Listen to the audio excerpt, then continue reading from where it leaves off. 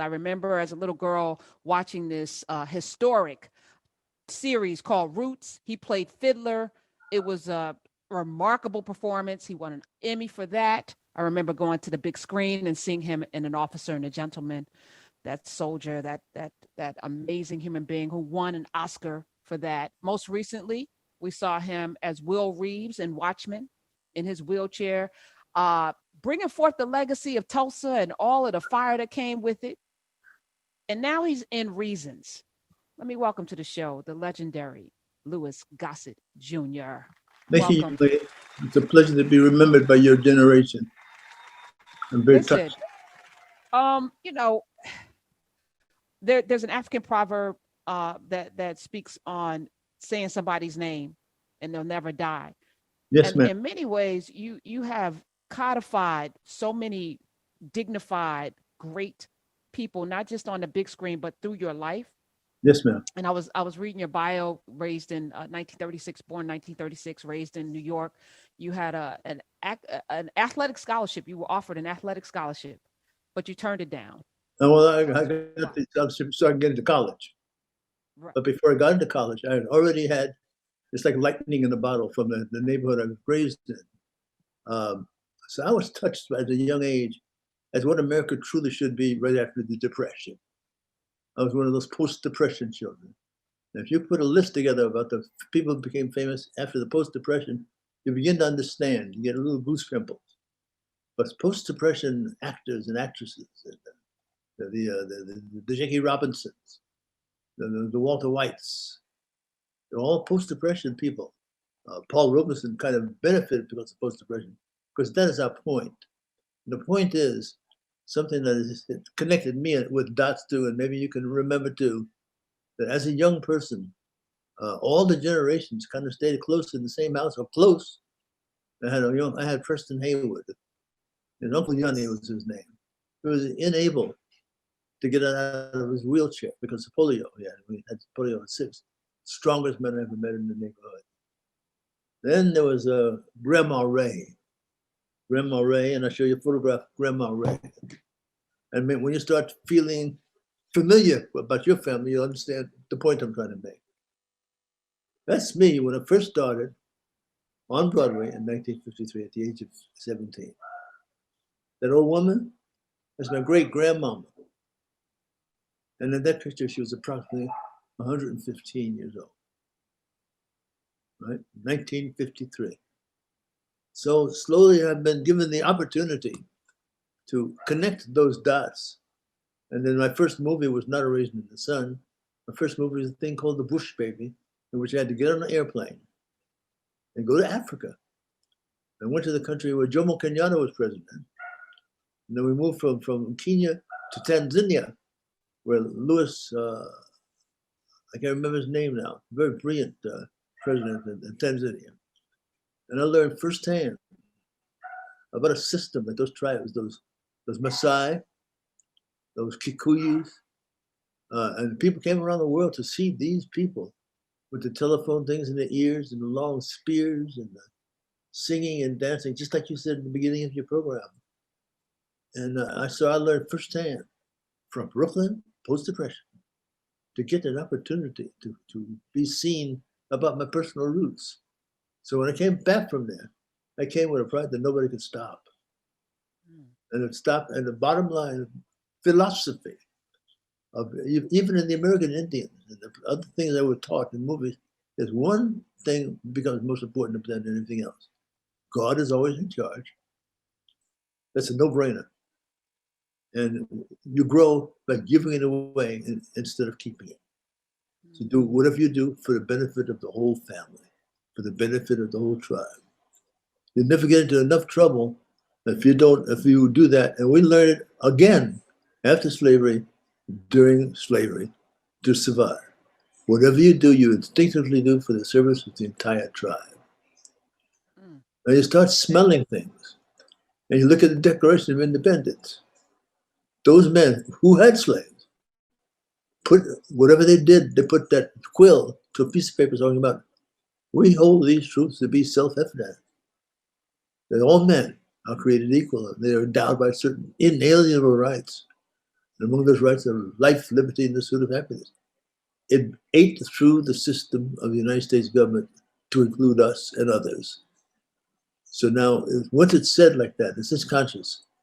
We should not have to fight so hard for things that are less than we deserve. It's going to take us and you and others for a mutual salvation. There should be no violence, no enmity, no revenge, just the next natural step. And so now we're in this isolation period, if you want to call it that.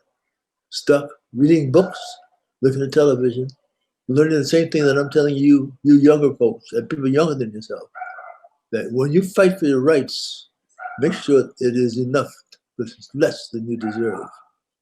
Your contribution to our mutual survival is deeper than you think. So don't lose your temper. Don't get angry or revenge of not having enough medicine or enough education. What you deserve is bigger and better than that. And if you live that way, according to your lifestyle, we can be symbolic of our mutual salvation. And that's the only way we're going to make it. So the stuff that's happened to me and others, I kind of swallow it and spit it out the left side of my mouth and continue on with television. As an elder now, to tell you that I love you, and I'm doing what I'm supposed to do.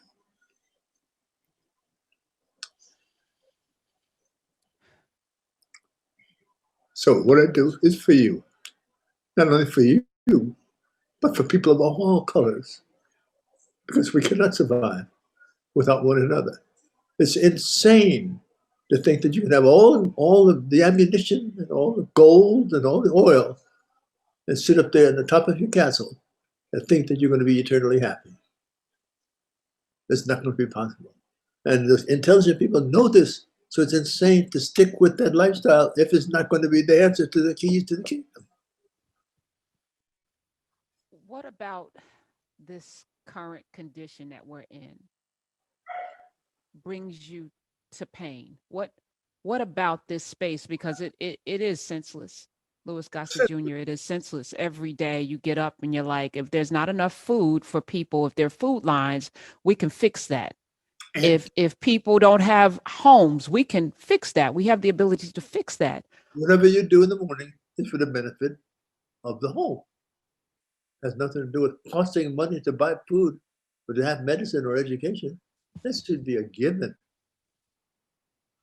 That's the society that the explorers tried to prevent and steal. But there's no fear in this relationship of us being together. I see our young people doing it already in sports and in music, and it's gorgeous to watch.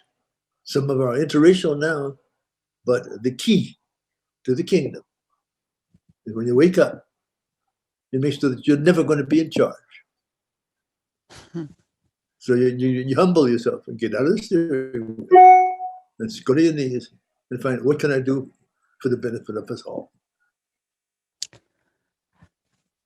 Born 1936, lived through Jim Crow, lived through King and JFK, and you lived through Obama. Yes. To be here, 2020, heading into a new year, maybe a new president. I don't know what's going to happen. Are you optimistic?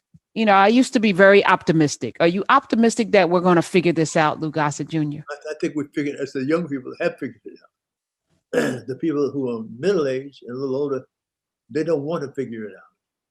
So eventually they're going to figure it out or step aside. These young people are extremely important. I look at people and I see the smiles on their faces, and they're supposed to be crying. No, they know they've solved the problem. Look at sports. I mean, look at what those young men look like. Look at young men and women in the show business. I'd breathe a sigh of relief and I continue for more. So we can't run. Doing Watchmen with Regina King, and it was listening to Damon Lindelof talk about, finding out about Tulsa and not knowing why everyone didn't know about Tulsa and wanting to make sure that people knew about Tulsa. being asked to play that role, did it land the way it was supposed to? Do you think it did? Did that TV show? It went in the right direction. I have a lot of question marks. Why is it not on the air right now? Having broken all of the $6 million people who watched it, what happened? Did the cat get out of the bag? What happened? We should be on the air right now, even as we speak. That's important. But I know, and I'm sure you and your ancestors know more about Tulsa than you see on the screen. Tulsa started with Sidney Poitier and Harry Belafonte. They did a film called Buck and the Preacher. It's based on a book called The Exodusters. It's about the slaves that went west. And they wound up in Oklahoma. And they got fortunate enough to settle on oil land. And they did the best because they took care of one another. They built their buildings. And the white folks there did not like it, and they bombed it. That's the only way they could stop it. Down the road was Boley, Oklahoma, the first black Western. It happened in a few places. In Texas, it's happened in New England. It's happened in different places. There's nothing to be afraid of. This is ours. I came after me when I booked the record, the racial record, getting an Oscar. And the Oscar with the people I highly respect. They're gold friends of mine. Robert Preston. That's a great man. And over here to the left, James Mason, the Desert Fox. Wow. I've been considered by my peers to be equal to them. And Charles Durning. Here I am, and me. I said, you know what? I had no idea that I was going to be chosen among you guys. So between me and you, this is ours. So that's the way it should go. It should continue to go with all of us. I have questions about the kid that played the Black Panther. Where did he go so soon? Why did he go so soon? We need us all. It's going to give mankind a chance to save mankind. Chadwick Boseman. Chadwick, yes. Great one, a great one. Wow. Yes. But we had one in the Watchmen. That young man. Yeah, absolutely. Yeah. And he represents some 15 or 20 others that I've seen. That's why I walk around with a smile and talk to y'all with a smile on my face. Well, you're now in The Reason, which is based on William Searles's award-winning book. I was talking with Tatiana Ali, who's also in The Reason. She plays a doctor, and she talked about how you, Louis Gossett, would stay and talk with them and impart wisdom with people. When you talk about this your commitment to making sure the next generation knows it's the baton that has to be handed off, that you inherently understand. As she said, you would just be there regaling them and just imparting all of this wisdom. And she said everyone would just sit in awe. So that's... There's magic in that. And it's better than going to the doctor's office. When you are doing a daily thing that you put on the planet to do at each age, and you do it properly, with the conscious contact with God, your health comes back to be large. Nobody can touch you, and it's better than medicine. That's the next lesson for you young folks. If you're on this planet and you're doing what you're instinctively, naturally supposed to do, and that's working with others and important messages and stuff, so there's a continuum. That's all you need. Tell us about this role that you're playing in The Reason. He's the minister. He's one of those elders.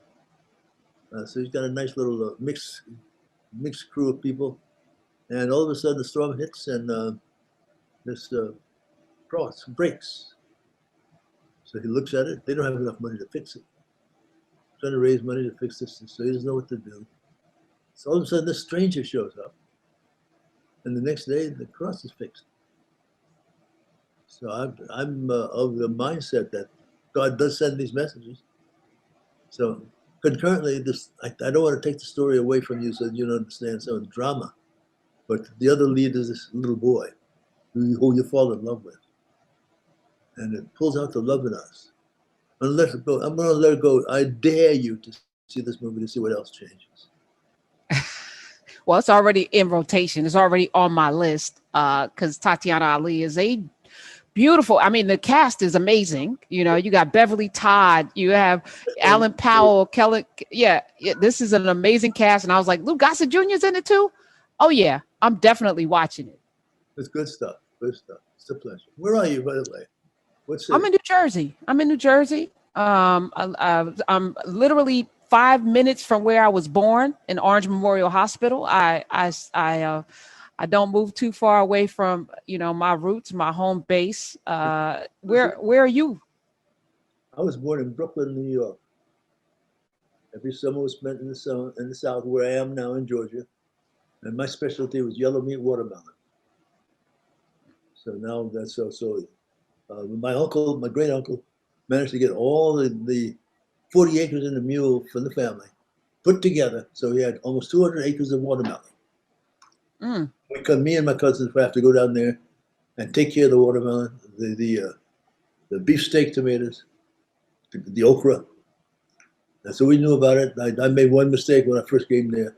This movement, this orange and black thing, it was the prettiest thing I want to see. And I went, what is this? Turned out to be a hornet's nest. So I have the least recorded speed record of me going to the water kettle after I got attacked by these wasps. So, and it wasn't Jackie Robinson, it was me. It was you. So I learned. I'm a farm boy. You're far still. I'm Is back. is one of the secrets? Because I think black folk with the Great Migration were so disconnected from the land. I spent my summers in Georgia, Augusta, Georgia, where Yes. my mother was from, with my grandmother, and those red clay roads and those moss hanging the trees with the moss on it, and the earth, the smells, the pecan trees of her neighbor, and being able to shell peas. I want to bet you, but during that particular society, with the yams and the okra and sweet potatoes, there was no virus. Mm. So I think we've gotten a little, what's the word? Disease free. What do they call it? So we need to get back, and our children need to maybe have to wallow in the mud a little bit more and work on the plants. So Mm. you have a natural immune system to the polios and to the fevers. And as long as we have that, there was. I'll give you one last story. Do you have time? Yeah, absolutely. I must have been about 12 years old in Brooklyn. And that great grandmother, she was responsible for raising me and my cousins. Everybody else had to work. They had to be maids and chauffeurs and porters. So she took care of me and my cousins. And I caught rheumatic fever. When a poor person catches rheumatic fever, that's over. So now my temperature was getting up above 103. So she started to hum, and then she went out in the backyard. She did something in the backyard, came out with this ugly plant called a yam. And the yam is the ugliest plant in the world. She took the yam and brought it into the kitchen, and she mixed it with something else. I don't know what it was. And I'm upstairs in the bedroom, hot and shivering. So I think, well, this must be it. She came upstairs with this wax paper smell in an argyle sock. She put the stuff in an argyle sock, steaming, almost too hot to put on my foot. But finally, by the time she was finished, it was my body temperature. She wrapped it up and put it into hot towels. And that was approximately 2 o'clock in the morning. When it was 2 o'clock in the morning, my temperature was 103.5 degrees. In 2 hours, that temperature went down to 96.7. And I went to school the next day. And the doctors did not know what to do. Where does that come from? It comes from us. When we're allowed to speak freely for the benefit of us all. So we have a lot to contribute. We're not going to threaten anybody's freedom, neither will the American Indian or the Hawaiian, but each one of these cultures, going back to the beginning, for the benefit of us all, will keep those viruses at bay, because we know how to do it in our roots. And once we do that together successfully, there's no time for racism or war or hatred. So we need each other too desperately. Simple answer. But it's everything. But it's What's everything. your routine? What's your routine? I hear the dogs, the dog in the background. What kind of dog is that? Well, he's a half Chihuahua. Half Chihuahua. So That's he what- wants attention. That's the part that wants attention. They have a swimming pool, and the swimming pool's inside. And every time he did it back in California, I had a small swimming pool inside. As soon as they made noise, you go, "Hey, you don't live here, I live here, I'm the boss." So he's half Chihuahua and half, there he is, you know, and half, Something else. yeah. So your daily routine, you swim every day. What's the secret to the Lou Gossett besides the humanity part? Because I think that is the driver. But there's something else that you're doing. Besides humanity, there's humility. And then humility, get on it, because the most important power that's in all of our lives, there's two of them. One is Lucifer, the devil, very attractive and very patient, very powerful, and much more powerful than you. And then you have to come to this crossroads on a daily basis of who you're going to abide by, Lucifer or the power of God. It's a personal choice. And how to do that? Humility. As soon as your eyes open up, go drop to your knees, get out of the steering wheel, and make sure that the communication value from you to God and from God to you is unencumbered by any of that personal stuff. And there's a lot of it there. Anger, all this stuff, make sure it gets out of the way. And sit and get the message. Live with that message a good half hour to 45 minutes. Put it in your system. Do a little workout. Go for a walk. And then start your day. So it's humility. It's a natural thing for the benefit of the whole. Nobody can do anything. Is there a dietary practice that you have? Are you a vegetarian? Are you not drink soda? Making a transition now, but you know, I love me some yams. You know, so it's not a vegan, but pretty close. I heard that the yam is a perfect vegetable. Like it has everything in it that we need to survive, and it comes from Africa, so that's powerful. Yes, ma'am. Yes, ma'am. So this whatever is going on that people don't want us to know about, it's self-destructive. We all have something to offer. Out of Poland, they have something to offer. Out of Russia, they got something to offer. Out of Australia, Brazil, there's something to offer for the benefit of the whole. The message is we all need to come into this world as our full selves so that we can contribute the thing that we were put here to do and contribute our piece to the collective. And people need to leave people alone, let them be who they are so that we can be better as a group of people. I couldn't agree with you more. The reason Lou Gossett Jr., oh my God, I'm still pinching myself. You can catch it on demand. Google search how you can find it on your particular outlet. The reason, amazing, Lou Gossett Jr. Please, you have an open seat at this table. I would love to just sit at your feet and just keep talking. I appreciate you. As long as you let me sit at your feet too. Humbly, yes, Lou Gossett. I thank you. I love you. You're you. amazing. All right, y'all. Up next, Catherine Winnick from Big Sky. She'll be joining us as well. Man, I don't even know what I did to deserve this. This is amazing. Lou Gossett Jr. Whew, it's the Karen Hunter Show. We'll be right back.